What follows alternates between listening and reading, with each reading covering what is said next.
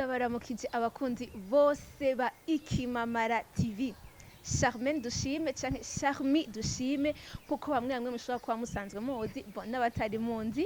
Kubw'ivyo rero nje ndi mushasha kuri Ikimamara TV ariko nje kugira ngo dukorane na mwebwe mu gisata cane cane ca gospel, abaririmbyi ba gospel, abakina muri gospel, both impano zitandukanye muri gospel kugira ngo aho dusanzwe tubikorera ku radio tubahe platform cyangwa tubahe n'ikibuga mushobora kubigaragariza ko kugira ngo mubandaye mutera imbere na cyane cyane ko musanze mubikora neza ariko n'ivyo babi bitwongeye ko nakandi kabijya.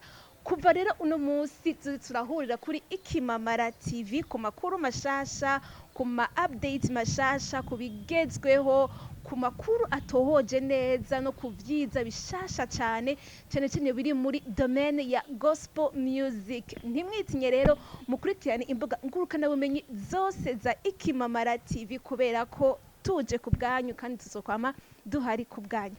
Kuri mikro mukaba mwari kumwe na Charmy Dushime, hama kuri kamera mukaba mwari kumwe na CV Mix musanzwe mukunda cyane vuba cyane kandi twongere dusubire kubwo ibihe biteza cyane.